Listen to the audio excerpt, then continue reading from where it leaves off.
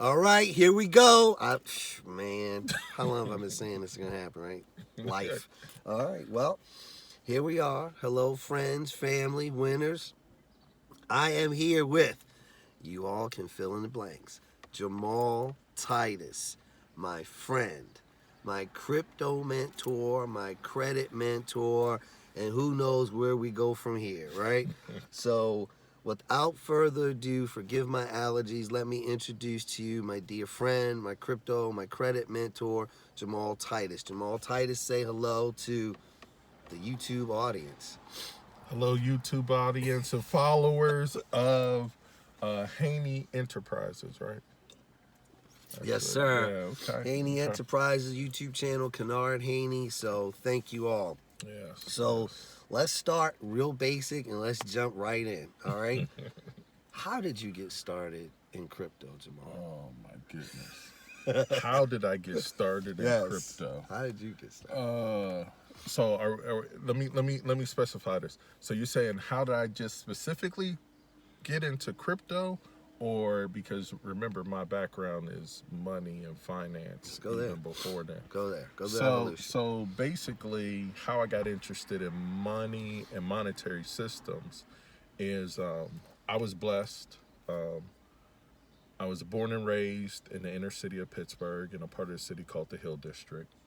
And I was blessed to be able to go away to an all male Catholic boarding school run by Benedictine monks right outside of Newport, Rhode Island. And so when I got there, I got to see how another side of society lives compared to the inner city.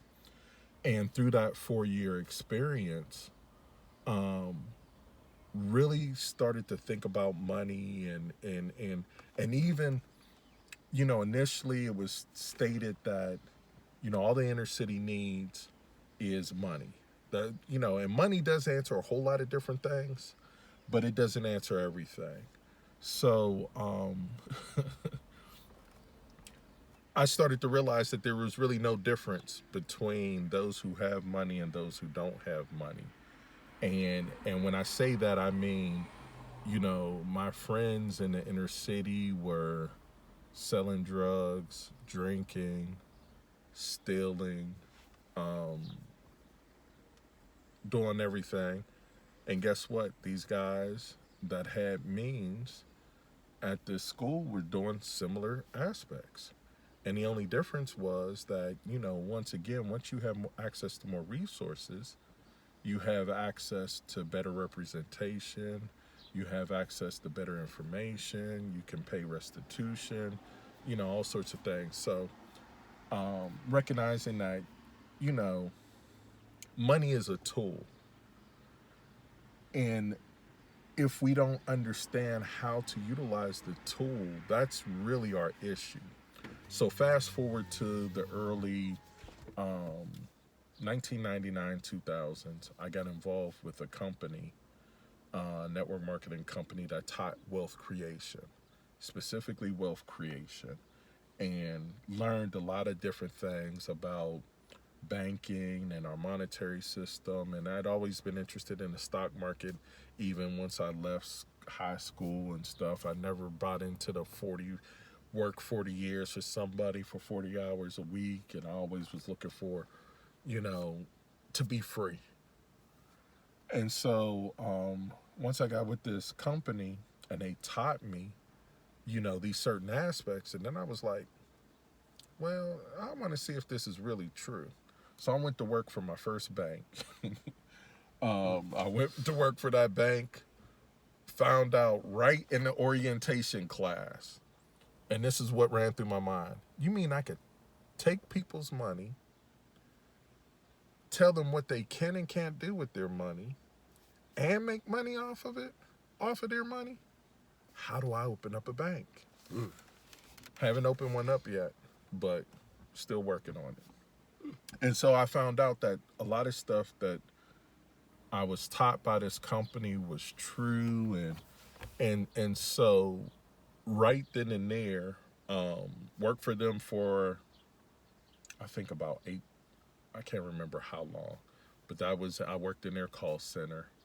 That was actually back in Pittsburgh. And then I ended up moving back to Columbus, Ohio, because that's where me and my wife met. And so worked for another bank, and worked for them for over 4 years. And that entire time, I was really trying to help individuals navigate through the system, because there's just basic stuff that we're not taught about money and finance. And because we're doing the best that we can do with the information that we have, we just don't realize that it's not totally complete, and some of it is just straight up erroneous and wrong, and by design to keep us in bondage. So after reading the book, which I think Ken has probably already mentioned, The Creature from Jekyll Island, and going through this stuff, it was just like eye-opening. And, and my experience working for 2 different banks confirmed a lot of different things. And so I've always been thinking about it. I probably can recall hearing about Bitcoin in about 2014, 2015. I thought the idea was pretty good. 2016 was involved with an individual that was really talking about blockchain technology and stuff like that. But I was still like, didn't have really resources at the time to truly investigate and to get involved. But anything that's about freedom, I'm always for. Anything that is about giving people more choices, I'm always for, because the more choices you have, the better off you can really be. And it's only when we believe that we have fewer choices that we make certain decisions based upon what we believe those choices are, with that incomplete information that you've been given, with those lies that you've been told about certain things, that are meant to control you. And I'm saying this from the point of view of being on both sides of the fence, going to school with that upper 1%, and then also being at the bottom, and because I wasn't raised with a silver spoon in my mouth or anything like that, but being able to see the struggles of growing up, I'll call it poor, and in close proximity to extreme poverty. I have not experienced poverty or extreme poverty, but to have your choices limited by your resources. So met my credit mentor in December of 2020. He saw some things in me, and he mentioned about crypto, and I was just kind of like, I don't know about all that. Yeah, it's okay. It's a good idea. I don't know how serious this thing's really going to go. And then he told me in the summer of 2020, before we had met, well, there was some 7 figures that was made. And I was like, okay. Because you know what, folks, I'm going to tell you this. If somebody has something that you want, or a lifestyle that you would like to have, the best thing you could do is seek out those individuals and just start asking them questions. And if they're willing to share, and then do what they do, And I had already found when I dealt with my mentor, and I'm going to mention his name, Andrew Johnson, Lambo Drew, which me and Ken were on his program a few weeks ago during, at the time of this recording, that, he had done so many things for me on the credit side. And even in the midst of that situation, it was kind of like, you want me to do what? But this, what I was taught about credit is you don't do this, you don't do that. And it was like, well, Jamal, what you gonna do, Jamal? And that's what you guys, either you do something different. If you want something different, you got to do something different, or you don't do it. And I did the majority of the things. So he had already proven to me and shown me and made a financial impact in my life. And he thought, because he also knew, and I recognized that he understood and knew people, that he thought that it would be a space that I could thrive in. And with all my financial literacy teaching and things that I've done in the past for free, and him helping me to monetize some things that I normally were doing for free, I was like, okay. Now I will tell you this. He was like, I need you to deal with this particular individual, and I'm gonna mention his name too, and that is Brandon Brown, Brandon Blockchain Brown, who has launched his own MegaVerus, has done some NFT projects. He's doing it big, and it was not cheap to learn from Brandon. And that was the first thing was, he wants how much a month? Oh my goodness. And folks, I live in Columbus, Ohio. Columbus is a very reasonable place. Low cost of living. It's not LA, it's not New York, it's not Philadelphia. You can have nice, and that money that I was paying represented basically like a mortgage payment for me. I'm like, but I decided to do it. And because I decided to do it, Brandon is a very good teacher. I had gotten into a more advanced class than maybe I should have, which is also why the cost was so much, but I was determined to do it. And it was like, am I going to sink or swim? And I wanted to swim. So I put my head down like I've done in everything in my life that I really wanted to do, got the learning, and then really wanting to share the basics with people. I'm not trying to get real advanced or whatever else, because once again, as I stated earlier, I'm all about choices. So the choices that I would make personally would be different from what Ken would make. And the choices of what Ken would make might be different from what you would make. But I want to at least give people a basic understanding so that they're not taken advantage of. So that they can figure out what's best for their own households and how to go further. So if you use the adage, if you give a man a fish, you feed him for a day. If you teach a man to fish, he can eat for a lifetime. What I like to do is, maybe there's a particular type of fish that you prefer to eat. Because if all you've been taught with fishing is put a night crawler or a worm, just throw it out there and let it sit in the bottom, the majority of what you're going to catch is catfish. Maybe you don't like catfish. Maybe you want crappie. Maybe you want bluegill. Maybe you want bass or perch. So all of those other fish have different sorts of habitats that they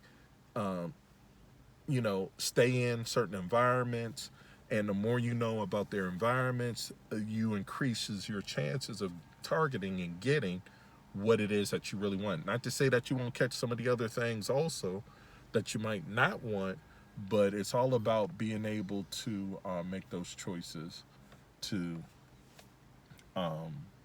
for what you prefer, because we all have our preferences. So that's ultimately how I got into it. As you can see, it took like 12 minutes to answer that question.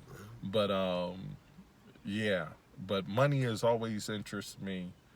The haves and the have-nots have always have interested me since I was 13. And yeah. So to answer the question. Thank you. That I got a lot of thoughts as Jamal was explaining and telling you all his story of how he got into crypto, and he's part of my story, as you saw on my recent YouTube, of how I got into crypto is right here. And if you haven't checked out that story, make sure you do. Yeah. And I had a lot of thoughts going through my mind as Jamal was telling you his story. One is, did you deliberately get into banking to learn money? Yes, I did. Based upon what I was taught with this other organization, I always trust, but you also got to verify. Because once again, just because somebody has a title and whatever else, does not mean that it's always totally true. And it's not that people necessarily are always trying to deceive, but I just like to know for myself. I don't know anything ultimately until I've actually had the experience. I can share other people's experiences and, whatever, but the only things that I'm really gunning on is those things that I know totally to be true. But yeah, I wanted to get in there on the banking thing. I wanted to see if, fractional banking was true and all of the other sort of stuff and the interaction. And once again, if you want to learn about money, go to a place that makes a lot of money. Cool. And most banks make money until they get too greedy and they make the mistakes. And then guess what? They had the government bail them out. Mm-hmm. Which most folks don't realize. They think only 2008 was like the first time that they paid attention. But no, it's happened before. There was something called the savings and loans back in the 80s. Mm-hmm. So folks, one thing that I've learned is, and I hated history in high school. It was my worst class. But when it comes to the history of money, now I understand the relationship to other major historic events based upon money and how it affected money. So, yeah. I think you're the first person I know of, definitely one of the first who I've ever asked, based on Robert Kiyosaki, Rich Dad Poor Dad's, one of his premises is you never take a job for money. You take a job for what it's going to teach you to propel you to your goal, right? But I don't think we're taught that. I know I wasn't. No shame in my family. I love, God rest my mom and dad's soul, but that just wasn't something that was talked about. And you don't necessarily hear it in school, right? School is get good grades, do well so you can go to the next level. So no disrespect, I love teachers. My mom was a teacher. Another story, another YouTube. But you're one of the first I've ever heard or asked that has deliberately taken a job for what it's going to teach you and not just for income. It's funny that you mention it because not until you just said something right now. That's the way I've, for the most part, lived my life. Opposite of me. and it was only, I guess it goes back to that high school experience. Yeah. Because it really started me asking certain questions. So, if I'm going to take a job, like you said, I want to learn. And there's nothing wrong with learning. I guess what we have to understand is our educational system is one thing, and we could do another YouTube on that at another time, because I can tell you there's a huge difference between public school training and elite private school training and the mindset. It's night and day. But also that you can learn outside of being in an institution. And see, that's where people, I think, get confused because, once again, these institutions are about making money, folks. Thank you. It's all about marketing and making money. I believe. And then getting you through. And what do? They call you as alumni saying, can you give some money? Can you give some money? Can you give some money? Correct. So, the apprenticeship sort of program, which has been regulated to the trades now, but really the best learning in life is from somebody who actually is doing what it is that you're interested in. And then in doing that, now you can determine really whether or not you want to continue on in that. So I feel like I was paid to get my MBA. One of the companies that I worked for. They taught me how to run a business and everything else, and they paid me while I was doing it. So why would I want to go to school and incur all that debt and then have people tell me, well, what's your experience? oh, I don't have no experience in running a business as of yet because I just finished school. Okay. But everybody wants stuff microwave instead of taking the time. And that's the other thing. I don't mind taking time to really learn something if it's something that I'm interested in. If it's not nothing I'm interested in, I don't want to. I'm not going to waste my time. There's just that small matter, though, of being able to pay your bills, right, and live. Well, if you're interested in something, you're going to thrive. True. You I know, believe it. I'm remembering when I came out of school and stuff. I'm like, and I'll put it this way. Yeah, money's always there because I went into sales. I went into sales. Why? Because that's the highest paid profession. Mm-hmm. Now, what sort of sales? Yeah. Depends upon what I'm interested in. Mm-hmm. But in each one of those sales positions that I had and all sorts of jobs, it was all about the learning about the product, being interested in the product, believing in the product or service. I didn't sell much stuff that, I'm not selling something I don't believe in just for the sake of money. And I'll tell you, one of the first insurance sales jobs that I had, I worked for a company. I'm not gonna mention the name, but it's an old school company. Been around. They sold small whole life policies, and during the 2 weeks of training, which was hell for me, excuse my language, the instructor put me through this stuff, and really they sequestered us in a hotel for 2 weeks in Chicago. I'm living in Columbus. Go to Chicago for 2 weeks. We had to learn this presentation. It was a canned presentation where you had to laugh. I learned so much about sales and how to control the prospect working for this company. And I really thought it was unfair. And so it got to this point where I had to take a stand on something. And I'm not going to try to explain everything that happened, but the bottom line was the instructor pulled me into the office and said, Mr. Titus, you're going to tell me, you're the first person in all this time that I've been instructing that responded in that sort of way.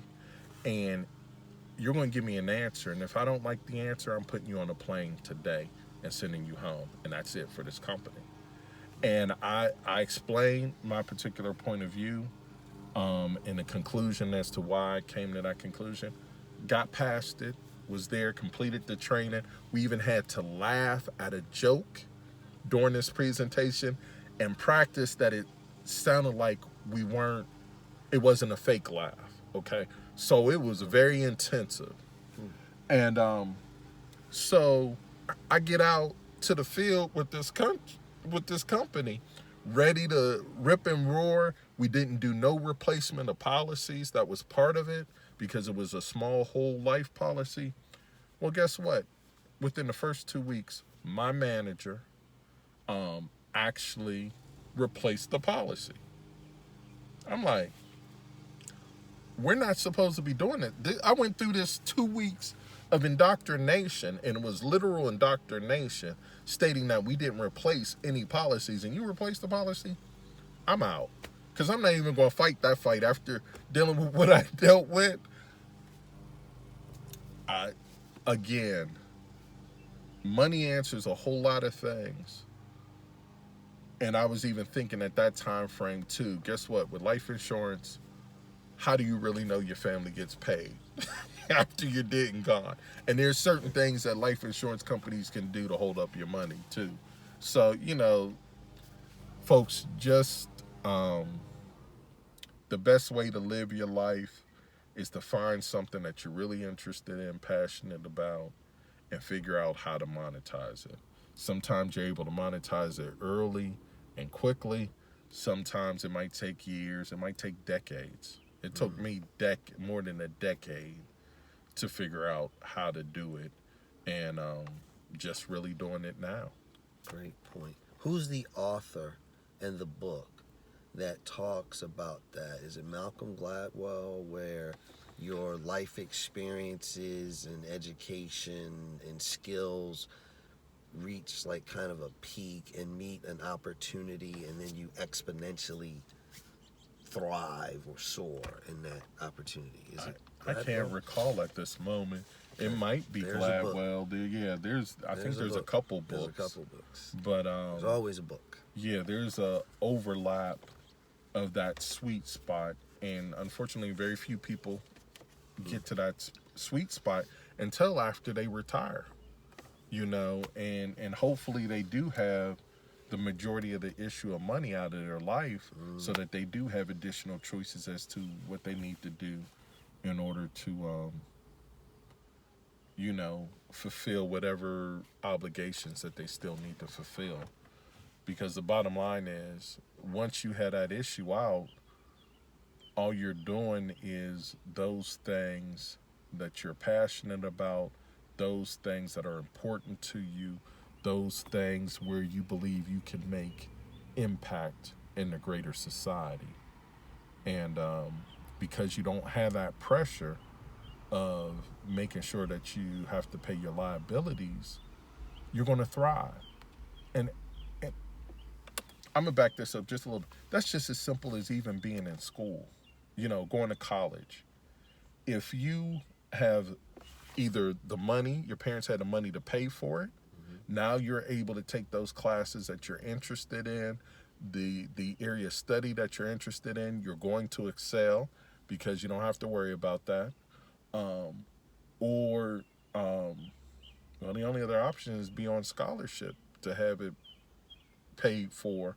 But again, concentrating on those things that really interest you, because in capturing your interests, again, you're going to excel because that's what you want to do. People who do stuff they really don't want to do not thrive in life, because they always feel like, I have to, and that just pulls you down. And it's a miserable way to live life. But you do have more choices. You have way more choices than what you've been led to believe, folks. Sweet spot. You got me thinking now on that too. I'm blessed to know people in my mastermind group that are in their sweet spots in life, right? And despite the youthful appearance, I'm 57, and unless Jamal wants to say his age, all let me say is, you see, man, all let me say is, I'll celebrate 32 years of marriage in November, and my wife and I have 10 children together. So, and not passionate, that doesn't mean that life is always easy. No. But you have peace of mind, you have a whole lot less stress, and stress kills. So I'm not living a stressful life. I've refused to. I believe that. Since early on. I believe that.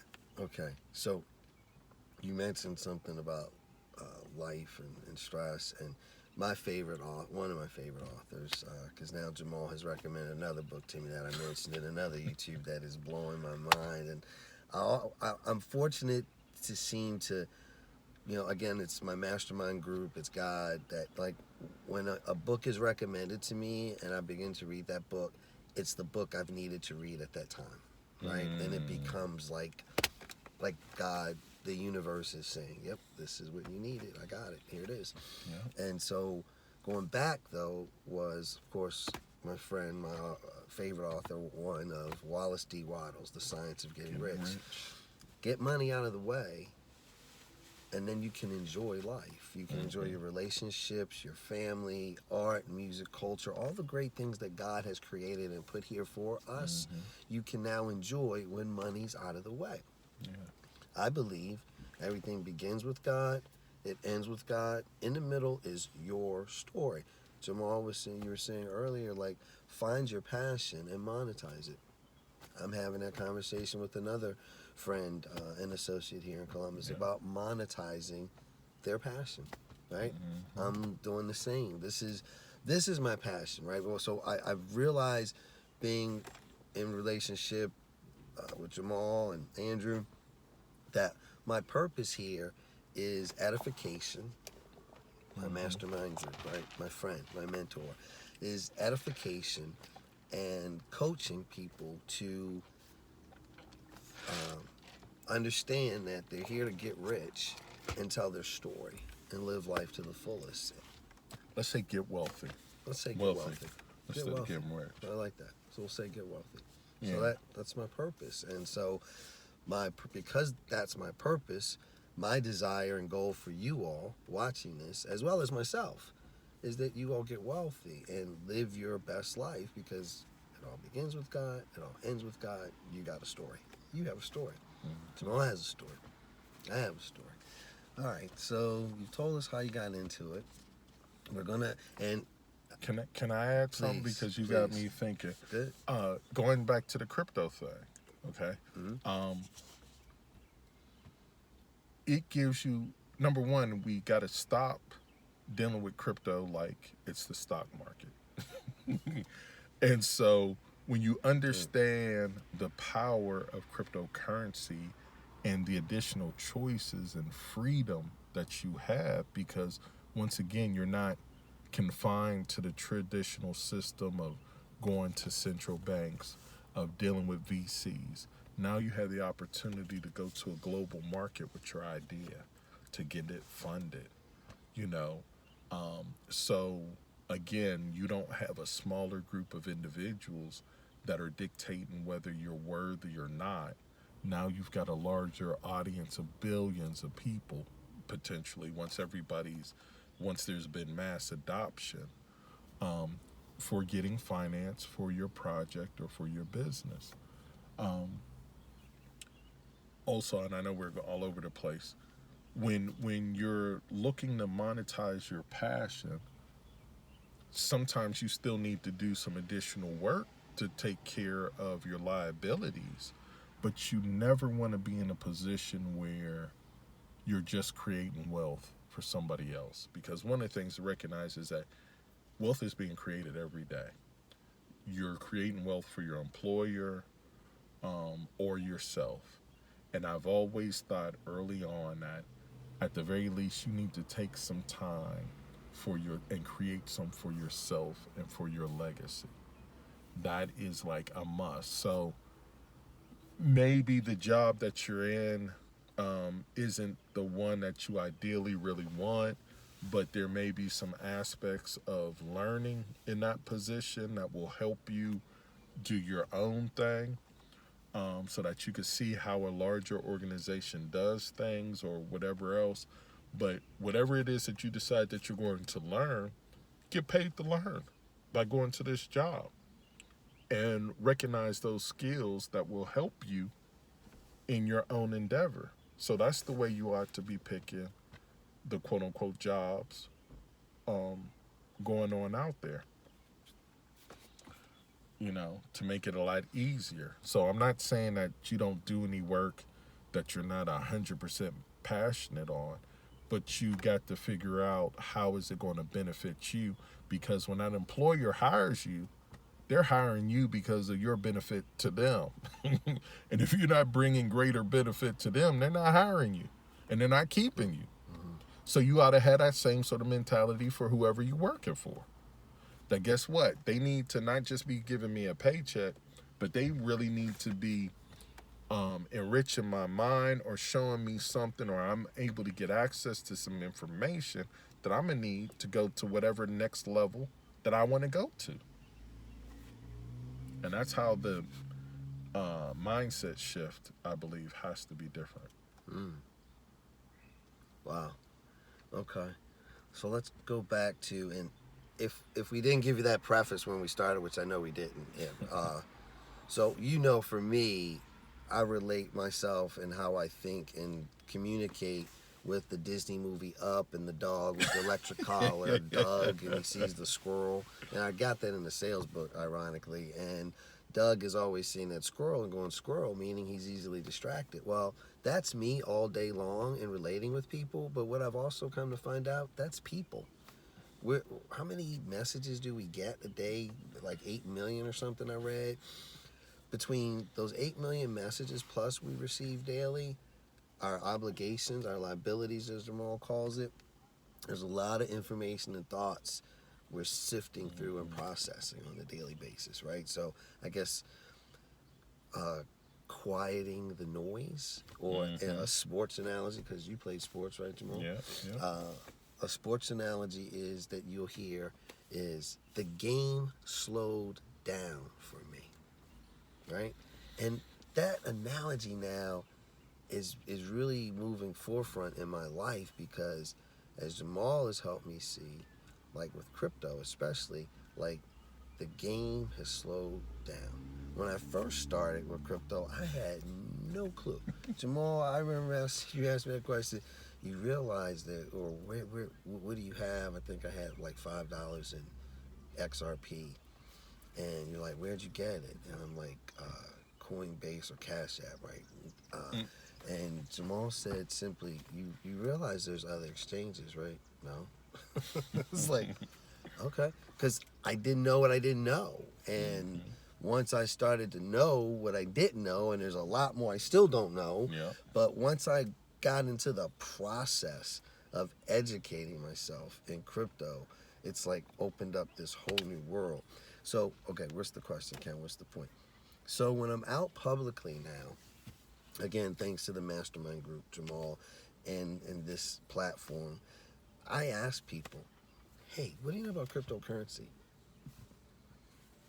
9 out of 10, 10 out of 10, they don't know anything about it, but they're honest about that they don't know anything about it, and that they're like, but they're aware of it, but that's it. They're like, my boyfriend and I were just talking about it, or I was just talking about it, or no, I don't know anything about it. Why? Do you know? Like, and it's exciting. So what would you say to that, Jamal? Is there like a reason that people don't know or are aware, or what do you think the fears are? What's your thoughts on just... Well, I think it's really that we're creatures of habit. We're creatures of comfort. It takes more energy to learn something new. It takes more patience to learn about something, and initially you might be wrong a lot of the time, or you might be behind the learning curve. Because I'm gonna tell you, when I decided to jump in, I was way behind the learning curve. But if you just remember that if you take some time, the more you focus on something, the better you become at it. If you never focused on something before, you can't expect to be good at it. And it comes back to our, I believe our educational system and how we've been trained. It's like, you don't want to make a mistake. How do you learn without making mistakes? How do you live life without making mistakes? It's impossible. But because they've got people believing that you've got to be good, you've got to be excellent, you got to be whatever it is that you're supposed to be out the gate, that when they try something and it doesn't work, then or if they don't understand it, I'm not messing with that. So that's the only reason. But as we can already see, there's some big players getting into this space. They've been getting into this space. And now with countries that are adopting Bitcoin as legal tender, El Salvador, the Central African Republic, and certain other ones that are contemplating, all I'm going to say is, folks, this is the opportunity that you have to get in before mass adoption. And that's when a lot of money and exchange in wealth can be made. So I just try to encourage people to take a little bit of time out of their schedule just to take a look, so that they can know a little bit more than what they did the day before.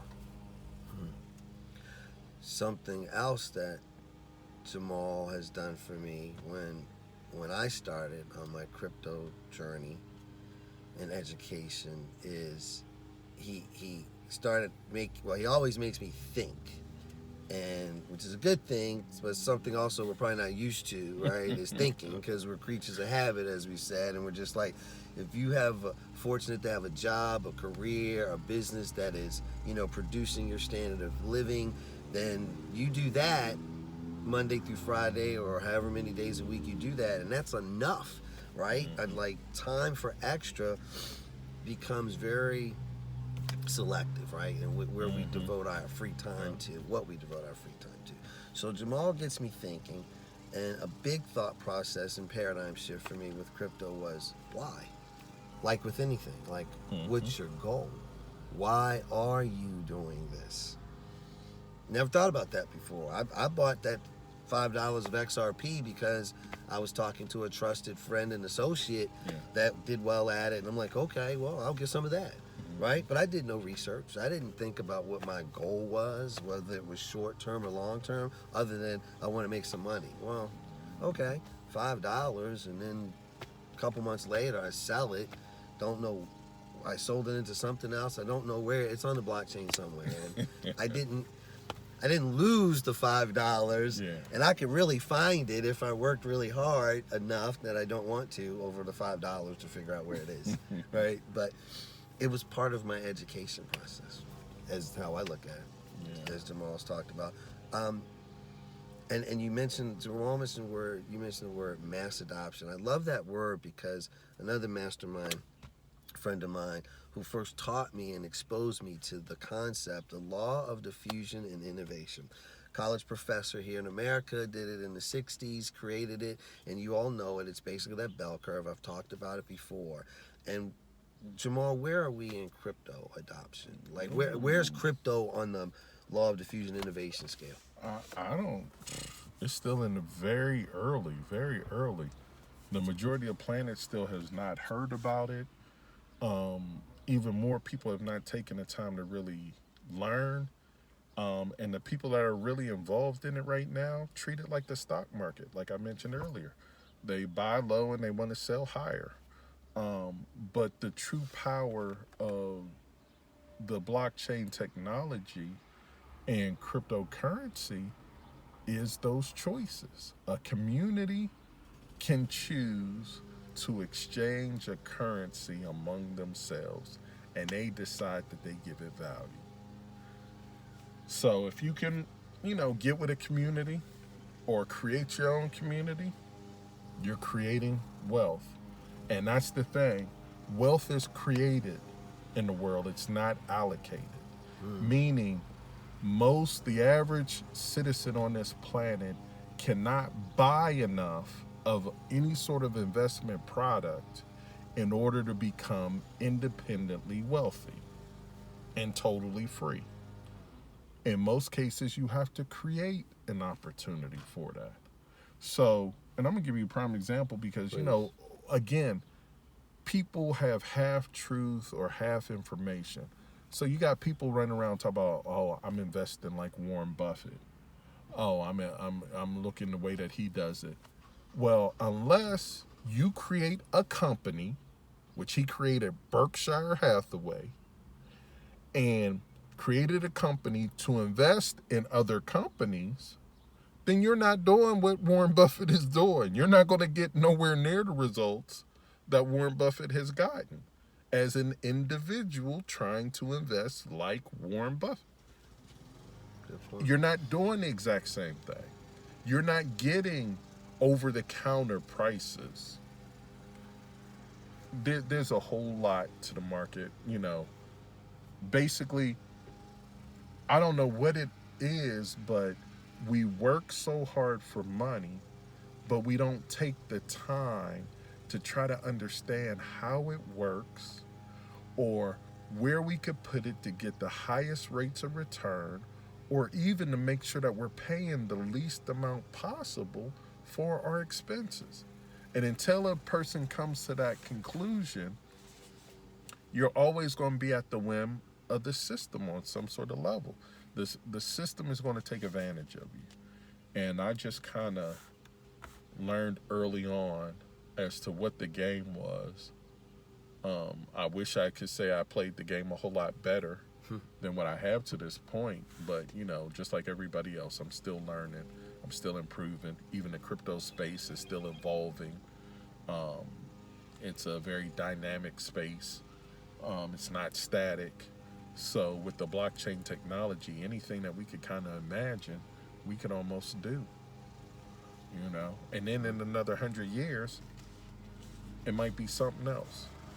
So early on, it was precious metals, commodities, um, let's say beads, whatever, spices. Then we got into paper currency, and we got into writing checks and paper currency. Then we got into, this digital money sort of stuff, or online banking, ATM machines, credit cards, and now we're into crypto. And guess what? It's going to be something else another 100 years from now. But as long it all still works on certain principles, and as you learn the principles of what money is compared to currency, and how things have value, or whatever else is the case. So yeah, it's just important for you to learn. I think money is almost important as air and food. What would you say is a good first step for someone who, okay, I hear what you're saying, Jamal. How do I get started? I mean, I'm aware of crypto. I mean, I know it's a thing, but I don't know anything more than that, and I want to get serious about it. I want to learn more. What do you recommend, suggest? Well, the first thing I'm going to really recommend you do is, if you've never read Rich Dad, Poor Dad, I would suggest you read Rich Dad, Poor Dad. Great. There's books that you need to read in order to get the right mindset. Ken has been sharing on some of his other videos some of those books. He'll continue to share those. So make sure you're watching Ken's videos. Thank you. Then the other thing is Coinbase has a learn and earn section. You don't have to invest any money. Sign up for that free account. As a matter of fact, I have a free Coinbase account. I've never put money into Coinbase, but I have earned crypto, and I have a certain dollar amount of crypto in Coinbase because I've done all these earn and learns. So, you're learning about a particular project, they give you some free crypto. And they're not the only ones. Crypto.com does something similar with their university. CoinMarketCap has some sort of learning aspect. CoinGecko. So all of the exchanges or major sites will have some sort of learning aspect about certain projects. And as you learn about what a project's doing, it's just like investing in the stock market, which, unfortunate to say, a lot of people aren't even doing that, and they don't understand about the stock market. So when you start talking crypto, now you're even talking more of a foreign language than the stock market. So again, you need to start to understand about money and how money works. And Rich Dad Poor Dad can help you there. The Richest Man in Babylon would probably be the next one I recommend. And of course, Ken's already mentioned his favorite, The Science of Getting Rich.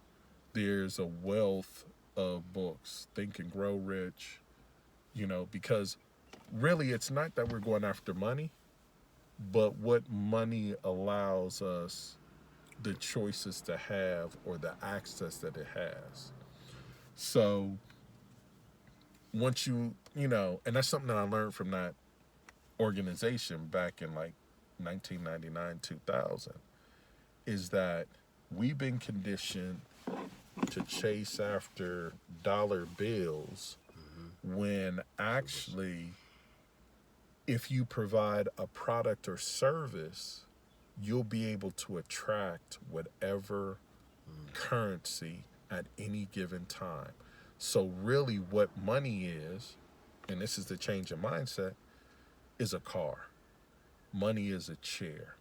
Money is a computer. Money is a cell phone. Because guess what? People desire those things, and they will exchange whatever currency of the day or the country for that particular item. So that's what you want to focus on more than actually the dollar bills themselves or the actual item. Because once you had money, if you don't know what to do with it, all you got is the money, and then you're going to spend it and run out, and you got to make more.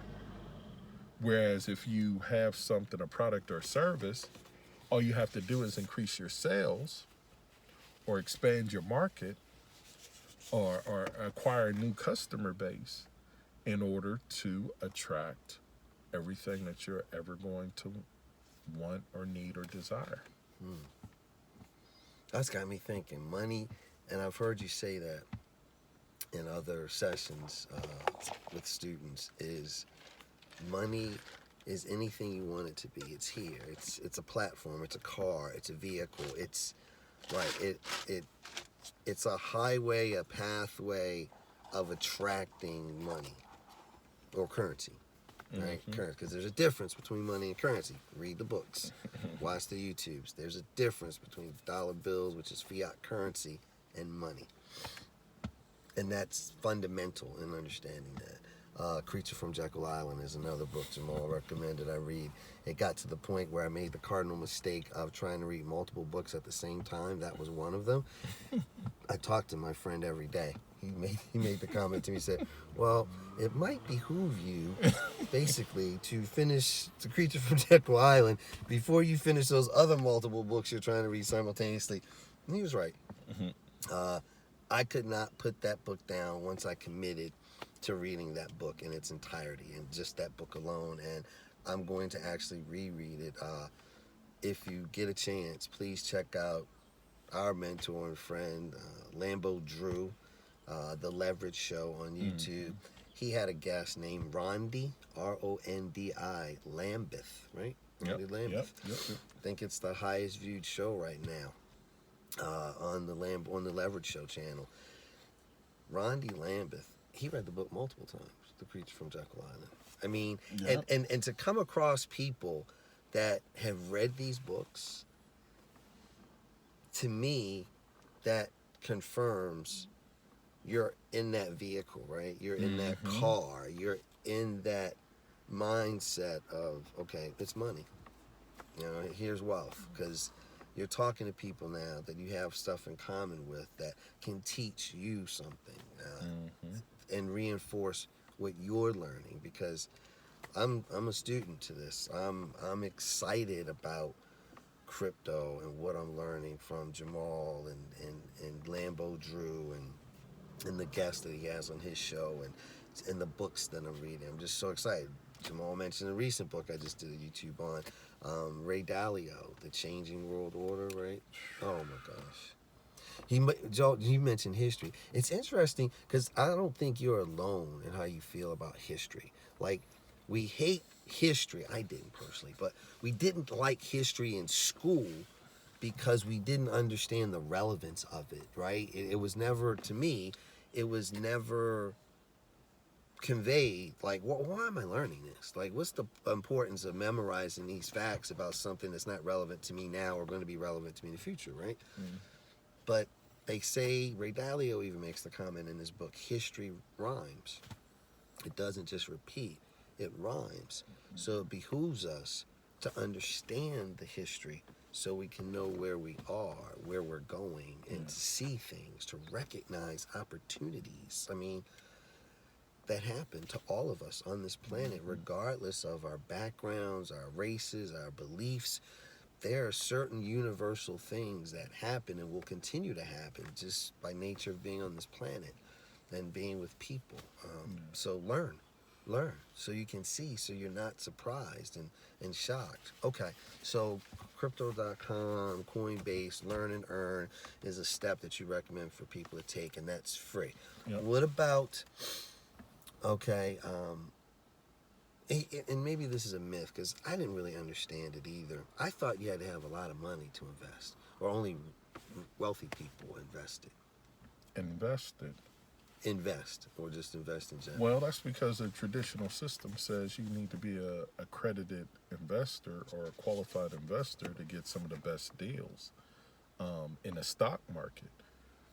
that's the power of crypto. You can have a couple dollars and you can invest it wherever you can get access to, that you can afford to get in. And literally with $100-$200, if you find the right project in several years, you can have life-changing money.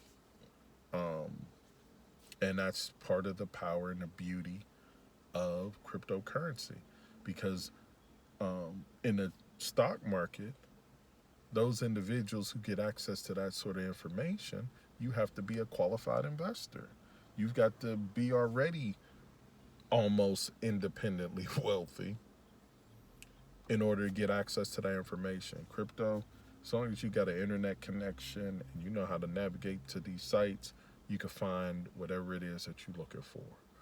And in the crypto space, an opportunity to maybe put some of your money over there.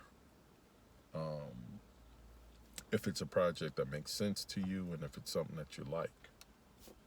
So. Okay. What? One more question on crypto and then some next steps. Okay. So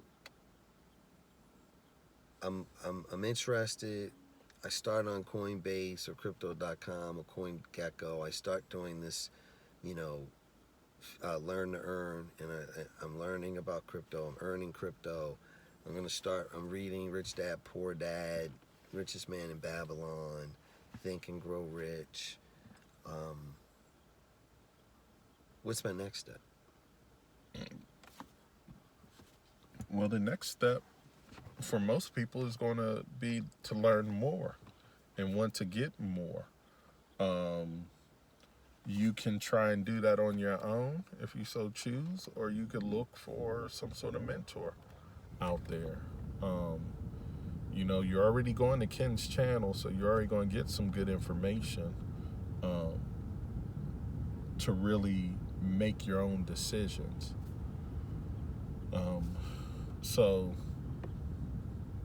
And I think you're in the same vein as I am. It's not about trying to tell people what to do.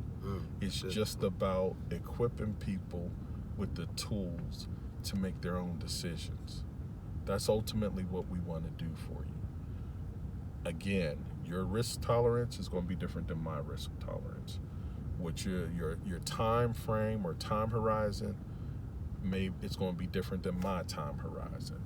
What I'm looking to do, all these, and I don't ever want you to believe we're all individuals, so there is no real cookie cutter way of doing stuff. There are some basic concepts and ideas and principles that we can all utilize, but ultimately in fine-tuning and customizing the choices, it's up to you, folks. And you should never give up that power or that responsibility. That's how the traditional monetary system has worked, by taking advantage of those individuals and basically skimming their wealth. I won't say stealing, but I'll say skimming their wealth. And the more that you know for yourself and investigate opportunities for you, the easier it's going to be. The more money you're going to make. But right as soon as you're looking for just being able to put your money, give your money to somebody or whatever else, in my opinion, that's paying retail. You're paying an unnecessary premium in order to do some things that you could really do for yourself. And I'm always going to be. Now, if you choose to do that after the fact, that's fine. But if you believe that that's the only way to do it, those are the people I'm trying to help and get you to understand that if you take some time, some focus, and learn some things, you can do things wholesale instead of paying retail.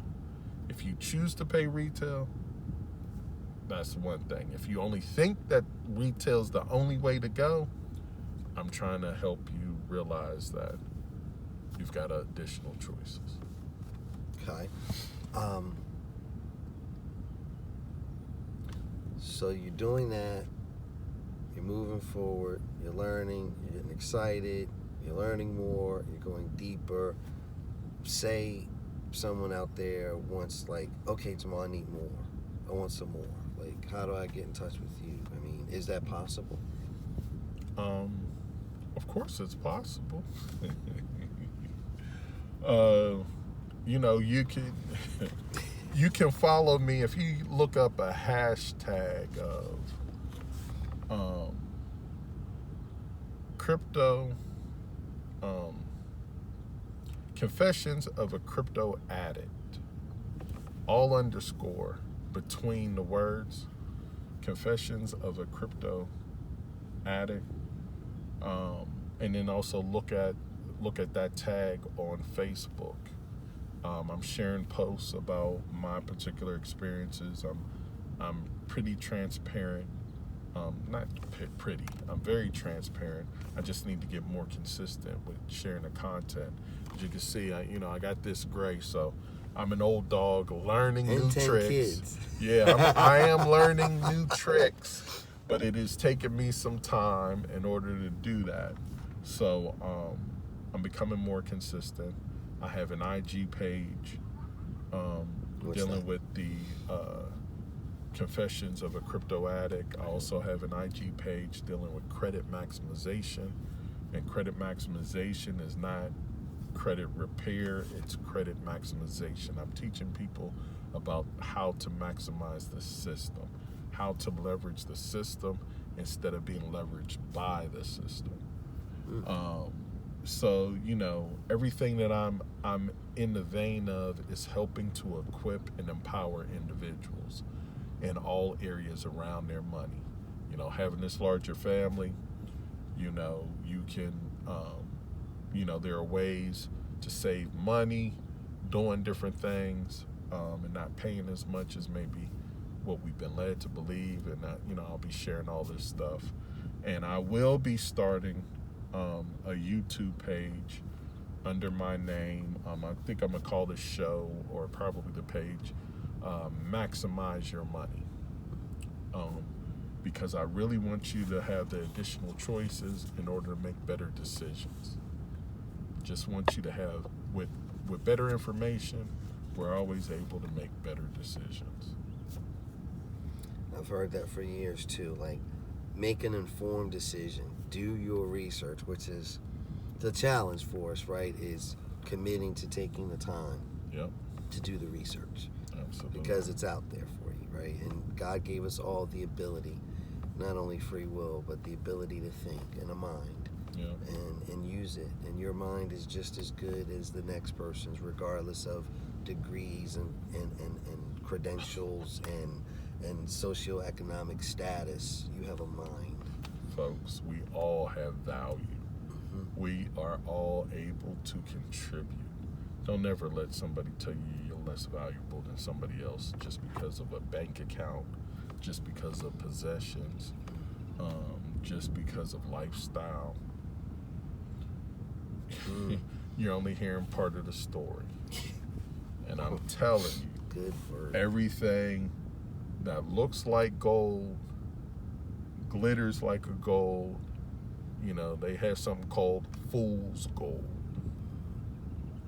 And I'll say social media is full of it. It's taking it mainstream. Before it was just confined to movies and TV. You got so many people out here faking it, and it's not even funny anymore. But that's all going to be part of your learning process. You got to sift through a lot of the BS before you get to the truth. And you got to be willing to commit whatever time it is, no matter how much or how little you decide to do. You have that choice.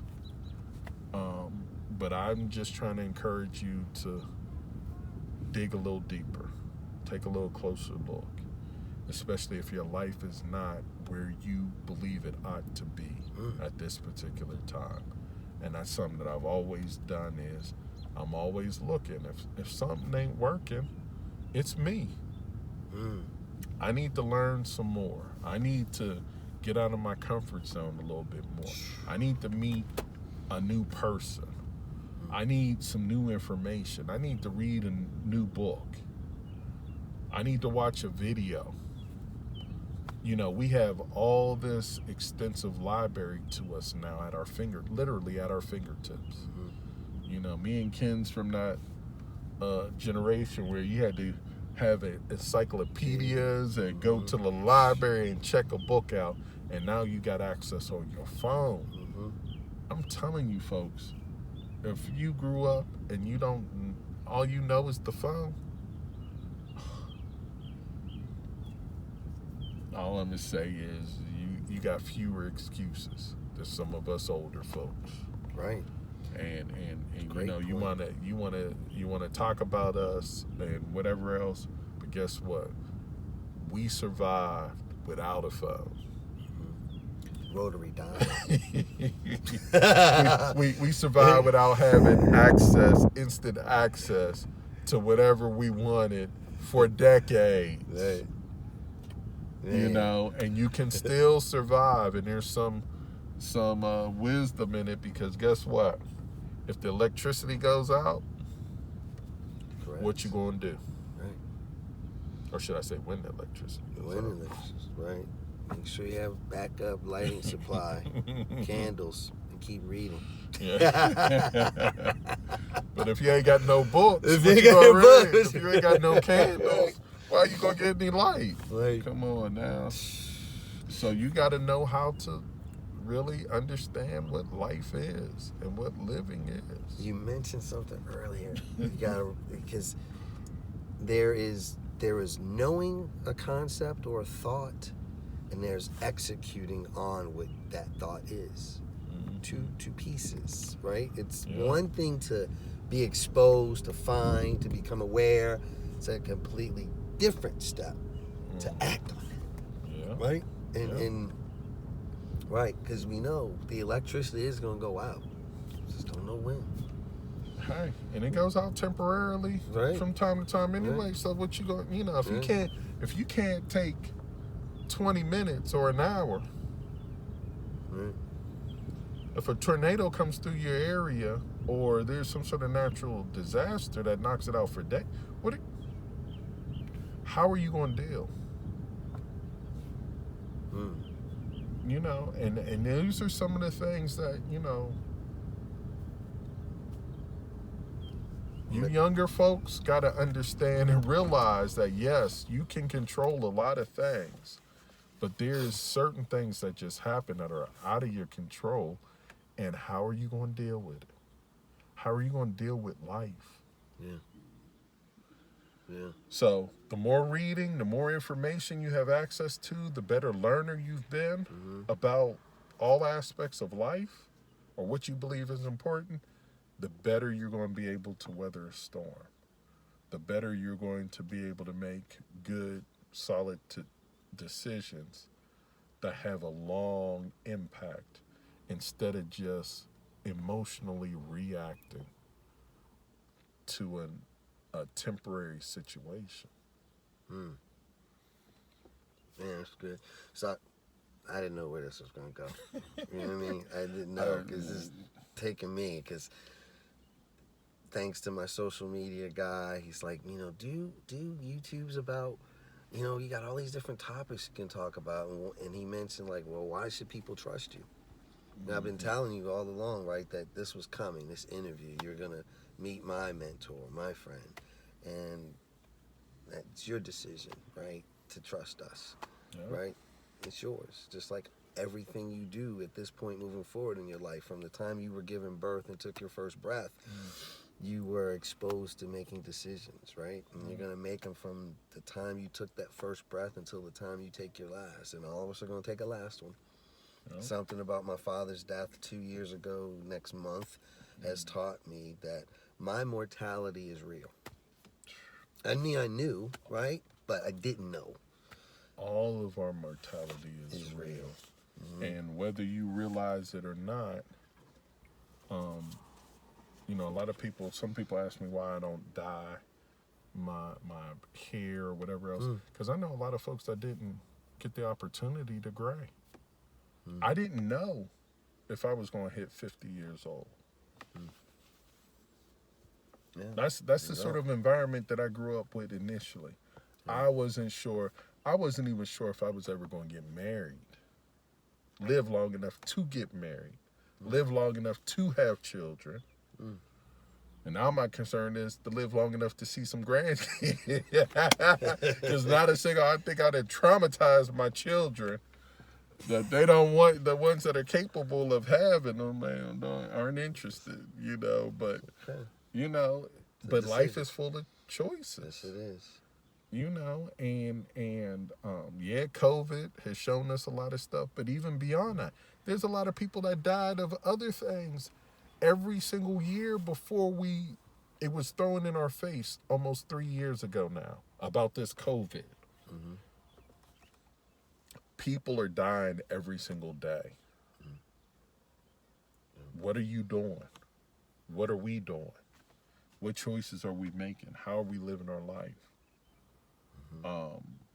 And all part of my journey started with being plucked out of the inner city at 13 and put into this other environment that I never could have imagined before I was put into that environment, how other people lived, and starting to ask questions. Why is it that they have and others don't? What is going on here? It's all about questions, folks. And not just questions to be asking questions, but questions that you want to seek the answer to. You know?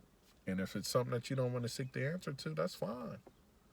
Right. You know, but don't, you know, we come up with so many excuses about, you know, why things didn't work and this, that, and the other. And it really comes back to we decided that it was not that important to us to really make happen. Because success is a statistical certainty. One of two things is going to happen, folks. All right? Either you are going to try something and figure it out and finally succeed at it, or you're going to run out of time, which means you're dead. And it don't matter at that point anyway. Right. So either why not try to figure something out, whether it takes 3 days, 3 months, 3 years, 30 years. Because you're getting closer. You're getting closer to that success. You're getting closer to realizing that goal. But because we're so impatient, and because we think the opposite of success is failure, it's not the opposite of success. Quitting is the opposite of success. Failure is a part of the success process because you figured out a way that it does not work. But if you keep trying, and it's kind of like 50 Cent song, get rich or die trying, why wouldn't you?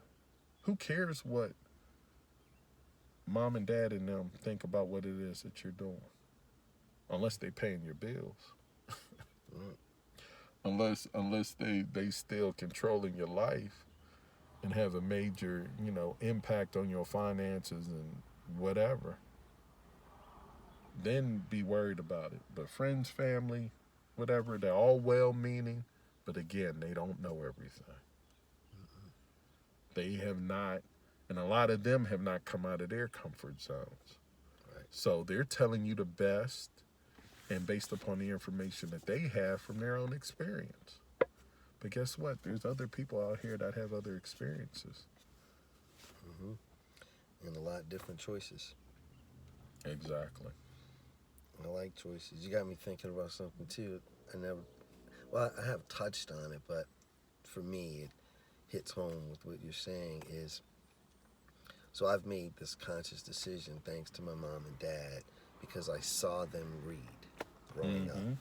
And, you know, my dad had history books on his bedside table. My mom had books on her bedside table. Now, hers were Harlequin romances. Dad's was Civil War history, particularly Black Civil War history, and just military history. And so, but I saw them actively read. And Dad would say to me when I would ask him questions sometimes about things, he would say, read a book, Ken. And I didn't know if he was being sarcastic or truthful, but he was both. And read a book. It's the information is out here, and like Jamal's saying, now with the internet, and your generation that has grown up with technology, where you amaze me with how proficient you are at it, and you just don't think about it. It's like breathing, right? Yeah. You have unlimited opportunity to learn anything you want to learn, and if you decide to and execute on it, and along with your experiences of succeeding and failing, well, not failing, but succeeding and learning, you can't be stopped. You can't be stopped. And every book I'm reading now has come to life for me. And I remember someone telling me years ago, because I couldn't understand, I enjoyed it, but why was I reading all these self-help books? Why was I reading these books about improving myself and just, about possibilities and thinking and questions, and just now I see, right? Now I see, because it's real for me. Like what's happening in my life because of this platform and vehicle that I'm in of creating wealth, it's all manifesting. It's all just coming to life in people and relationships and books and experiences and knowledge and wisdom. It's like, it's all very real. It's more tangible to me than any concept imaginable. It's just, it's unbelievable. Okay, so I digress. It's funny you mentioned that your dad told you go read a book. Yeah.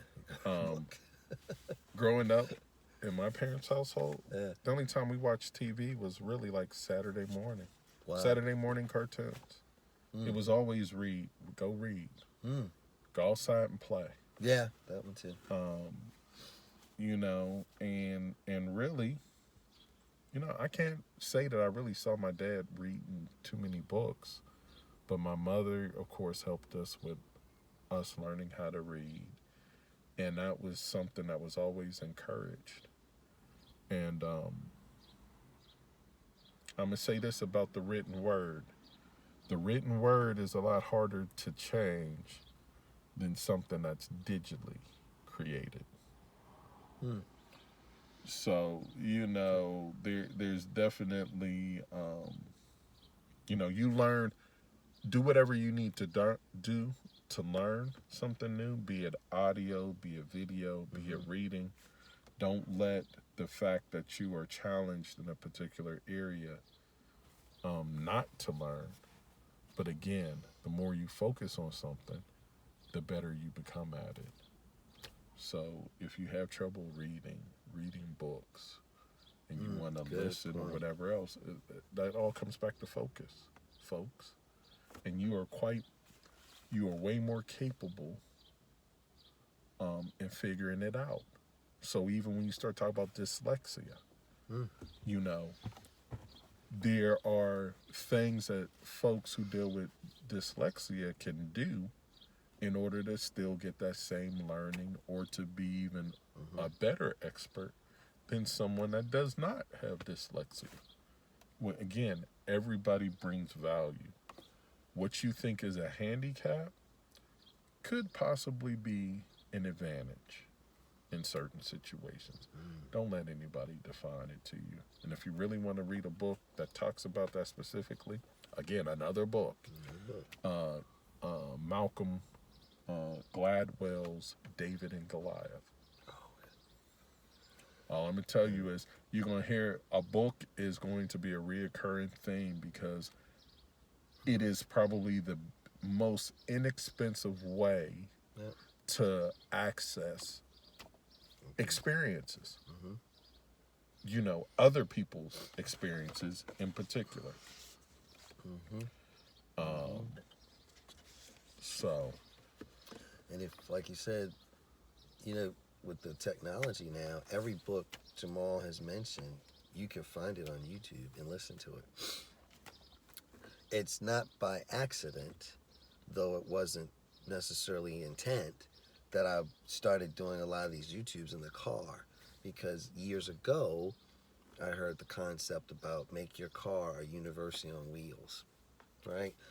By that being listen to cassette tapes at the time or whatever the medium was, right? But you could acquire knowledge in your car by turning off the radio and listening to a book or listening to a webinar or a live seminar of somebody teaching something, right? Mm-hmm. Fast forward, all these years later, I do these YouTubes in the car, right? Because in the car, I mean, I do sometimes listen to music, but I'm also listening to YouTubes. And then Jamal and Andrew have taught me too. And shout out to the whole YouTube platform, which is amazing and gives us this opportunity to communicate and share information with one another all around the world. And everybody's trying to do the same thing. There's so much wealth, you know, it's YouTube State University. There's so much wealth here to be acquired just by listening to YouTubes, and then it just evolves and goes from there. I started my crypto journey by listening to certain people on YouTube, and I still listen to some, and it evolves. I listen to less and switch and listen to others, but then I have to try these concepts for myself and build on them myself. But I'm grateful for the information that's shared with me. So, okay, so what people can do next. What are you excited about? Life. About getting closer to my ultimate goal. Okay. You know, most people live for the weekend. As you've already probably heard, you know, if somebody asks me, you know, what's really going on, I'm one day closer. And it's not the weekend. Right. One day closer to obtaining the ultimate dream. You know, and that's true freedom for me. Okay. And I'm doing that through helping other individuals. So, you know, everything that I'm sharing with you is what I do. You know, I meet new people. I'm getting out of my comfort zone. Don't know where these conversations will lead. You never know. You know, the person that you're talking to may not be the person that you necessarily need at that particular time, but you don't know who that person knows. Correct. Or who knows them, and how we're all interconnected. So, you know, two of the most important things that we're not taught in school is about money and relationships. And these are the two things that you need in order to live life, to have a very productive life, to have a fulfilling life. And I think that's by design. So I know that we're talking, you know, because that's the only reason why I got into crypto was because of relationships. Right. Bingo. You know, so I'm telling you, the richer relationships that you have, the more diverse relationships that you have, the more diverse and the more diverse experiences you're going to have. And realize that, guess what? You run into somebody that says, oh, they've been skydiving. As a matter of fact, I got a child who's actually been skydiving. I'm like, I don't know, you know, why you want to jump out of a perfectly good plane, but I'll do that in the metaverse. Going there, right. I don't know if I'm doing that in real life, but, you know, to have that option or to know someone that has done that, it's like, oh, if they're capable of doing it, then guess what? There's a possibility that I can do it too. And that's what books and getting out of your comfort zone and meet new people and asking them what they do and what they're passionate about, what they're trying to accomplish, what has their life been, what's their life experience.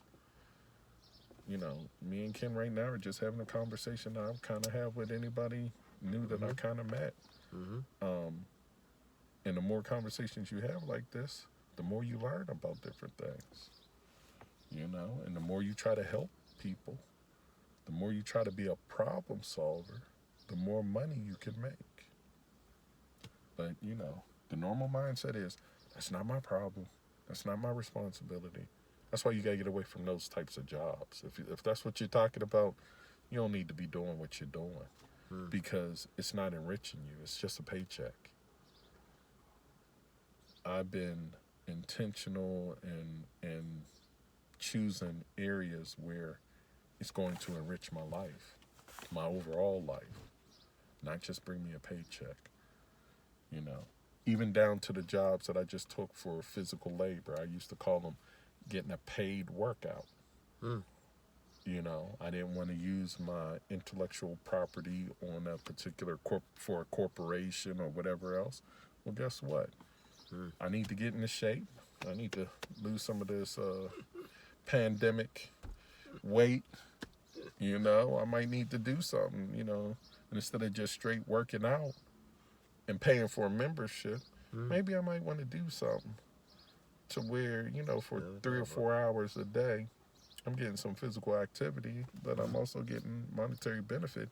It's not taking up the majority of my time. I can still do what it is that I need to do. That's a different perspective. Again, rich dad, poor dad. Take a job for what it's going to teach you, not for the paycheck. Take a job for where it's going to help put you to your goal. So you got to first have a goal, right? Even if that's as simple as, I want to live a different life. I want to learn more. I want to go to a different zip code. Whatever it may be, that's a goal. Right? That's a goal or a desire. You know, starts with desire. You know, you got a desire for something more. You know, there's people on this planet that are living incredible lives. And going back to childhood, you know, you hear Jamal's background, going from the inner city, wondering if he's ever going to live long enough to see kids get married, you know, go to college, whatever the case may be. And he's done that, right?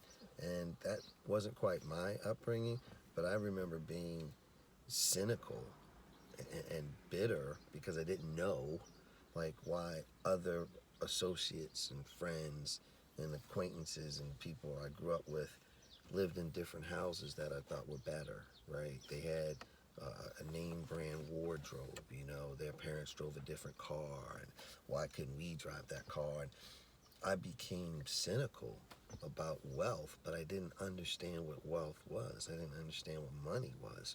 Just that the talk that I heard, we didn't have it. It doesn't grow on trees. Some of you have probably heard that, right? And well, yeah, it can grow on trees, right?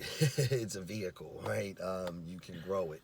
But, you know, who I was associating with, my family, they weren't exposed to those ideas and concepts, right? Beliefs. But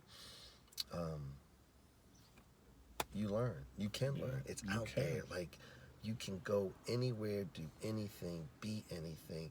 And as I started to learn more and read more about money, about wealth, you know, all these things became possible, right? It's all possible. You can literally change your circumstances.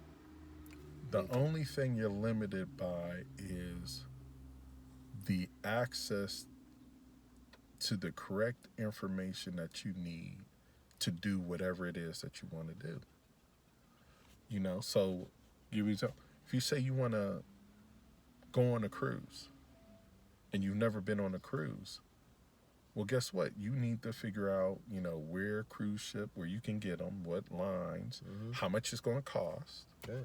And guess what? Even if it takes you 2 years, 3 years to save up the money to do it, you can do it. But you got to come up with a plan. You got to figure out a situation, whatever else. That's what I mean by access to the information in order to do those things. But if you don't think you could ever take a cruise, then you're never going to investigate the steps in order to do that. Right. Or to go outside the country. Or I don't want to get into, you know, we're already at almost an hour and a half.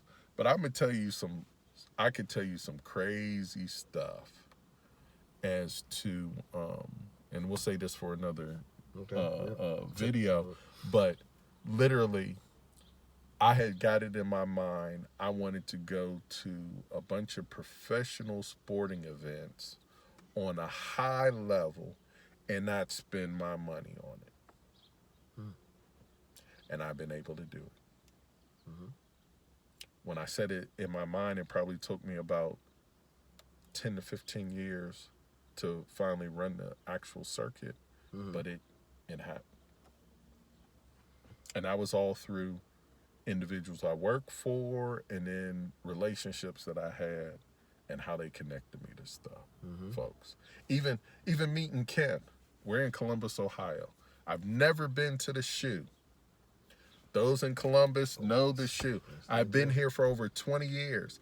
Probably the first 15 years, I didn't even know where the shoe was physically locate it at, which made it even worse. But because of Ken and my relationship with Ken, not only did I get to the shoe, you know, I got to a skybox at the shoe, folks. I'm telling you, you put it out there in the universe, however you want to call it, and really think about it. And it's funny because the first thought that came to me about the shoe was, remember when Terrell Pryor was the quarterback? I remember. I wanted to get, I was hoping to get there before he left. I wanted to see him because he was from Western Pennsylvania. That's right. A quarterback and all this other sort of stuff. And, but I didn't want to pay. But guess what? It took another, 7, 8 years. He's been gone. I don't know what time he's. Could be longer. Yeah, it could be longer, 10 years. But it happened. And see, that's what we get hung up on. I could have said and just totally dismissed it. You know, after, you know, he left early, it didn't happen in this sort of time frame. Like I said, statistically, it's going to happen. If you keep statistical certainty, you're one of two things is going to happen. You're going to obtain the goal or you're going to die. Those are the two certainties. Right.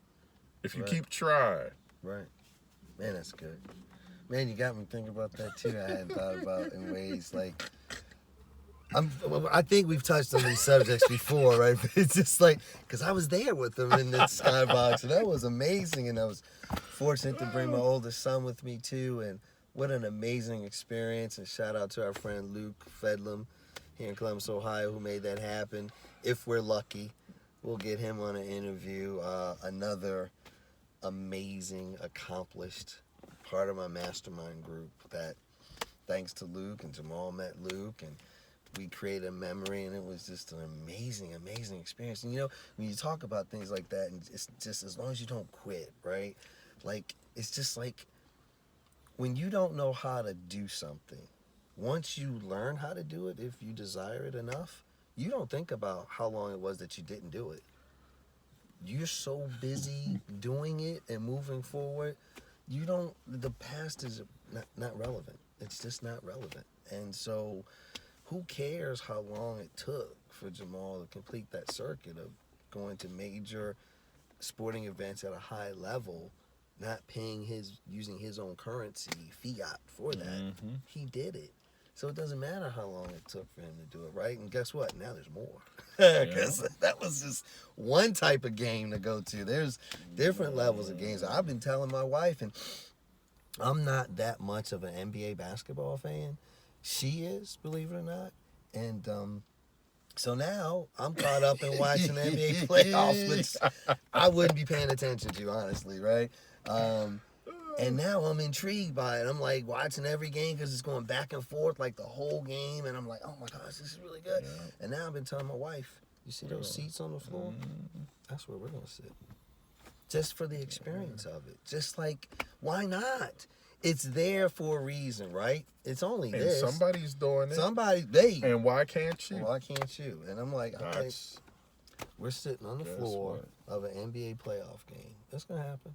I'm going to do a YouTube about it, too, when it happens. You know what? The people that are sitting on the floor, they put their pants on one leg at a time, right? They put, you know, they live in life. They have life challenges. Yes, they do. So there's no reason in the world why you can't have that sort of experience. Just got to figure it out. I'm going to add to it. I'm not using my currency to get those NBA 4 seats either at the playoffs. It's going to be a gift. I don't know how it's going to happen, but I'm not using my currency to make that happen. You know, I mean, maybe it's through the business. I don't know. And he might even have his hotel pay for it. Right. Oh. I hadn't even thought about that. I hadn't even thought about that. Folks, there's so many different ways out here. Oh my gosh. You're limited by your imagination. Right. And your imagination's unlimited. That's going to be another broadcast, the MegaVerus, because that's just, but, you know, Jamal's mentioned skydiving in the MegaVerus, and then the CEO and president of a company that we're partnered with is as creative person said, you're only limited by your mind when it comes to the metaverse, right? That's the context. Actually, not, but it's in life. In life, period. We wouldn't have this. We wouldn't be doing this program right now if people's imagination was unlimited. Wasn't unlimited. I honestly thought it was too late. Like well, not too late, but like I'm thinking it's already saturated, right? Why am I going to do it YouTube? But what I'm talking about is if you told somebody 100 years ago that we would be doing this, sitting in the vehicle, right, recording a video that's going to be promoted, possibility anybody could see it anywhere on the planet that had internet connection, they'd be like, you're crazy. Like, what is it? And 200, 300 years ago, they would say, witchcraft! You are of the devil! Right. You are a demon! Right. Right. What are you talking about? What are you talking about? You know, so we never know. We don't know what we don't know. We don't know. We don't know what we have access to. Guess what? People 300 years ago had access to all the raw materials in order to build an airplane or a rocket ship or a cell phone or a computer. They just didn't have the know-how. It took time to get the know-how. So again, when it comes to some of this other stuff, we may run out of time or we will obtain the goal. Those are one or two things for the things that we really want. Now, we can say, a lot of folks will say they want certain things, but they're not willing to pay the price in order to get it. And then they say, oh, that don't work, or that wasn't for... No, just tell the truth. You wasn't willing, the price was too high for you. And there's nothing wrong with stating that. No, there's nothing wrong. You know, we're all willing to do so much in order to obtain whatever it is that we want. And then you have certain people that are just obsessed and crazy, and those are the ones that end up doing societal change sort of things, like Elon Musk or Steve Jobs or who's the owner of Virgin Brands? Richard Branson. Richard Branson, individuals. Sir Richard Branson. Those types of individuals. Creating wealth, right? Helping others, because he employs thousands of people, right? And you get knighted by your empire, your country. Another conversation, another YouTube, right? But that's pretty cool. Just in helping people, he gets knighted. Wow, I wanted to be a knight. Now that's my vehicle. I just got to help enough people so I can be recognized by We'll have to help enough British people. Enough British people so that can be united. Maybe our friend David can help us do that. Another YouTube. There's more to come. We got so much to share with you all. I mean, because believe it or not, that's why this is continuing, because it's feeding me. Right? I read that concept too. Like, if you want to learn about something, then teach it. But we're taught deliberately, and I think erroneously, that we have to be an expert. We have to have, in that subject matter, we have to have credentials to teach. Because what you teach, you learn. And then who came up with the credentials? And when did they come up with the credentials? Did they have the credentials already when they came up with the credentials? Because if they created the credentials, that means that they didn't have the credentials. Yeah. All I know is if I focused on something for 10 minutes and someone I met has never focused on that particular subject for any time frame, hey, I can teach them something. That brings me to a thought.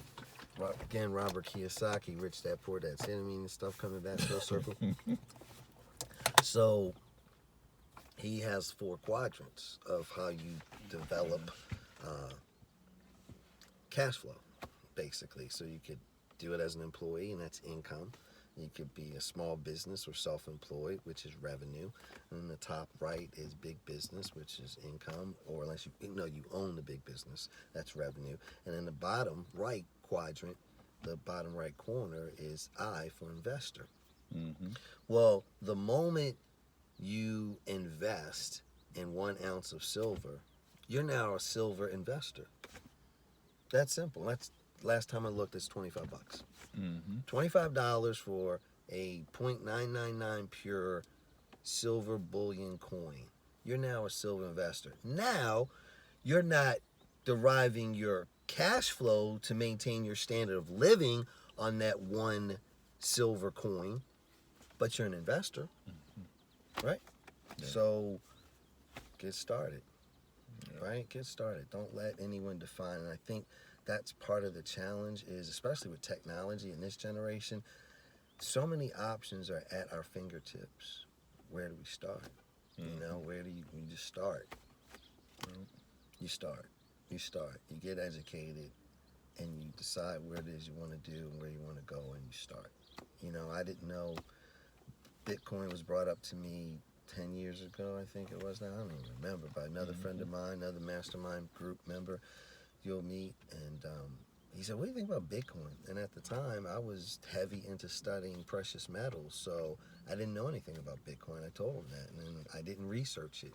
Then, years later, fast forward, now I research it, now I have it, and I'm learning more. It's amazing. So, I guess we're gonna have to sign out now, because we'll just keep going. This thing will go like 6 hours. You know, wives will be calling. What are you doing? I know you were talking. You know what I mean? I got a graduation. He's got a graduation in less so, than 30 minutes. Oh, so okay. So we gotta sign off, everybody. I don't know about you all. I've had a blast. Okay. Thank you, brother. You're thank welcome. you, my friend. Anytime. I You want know that. for myself what I want for you all. I want for you all what I want for myself. I want it for him too. Peace. Yeah. Peace.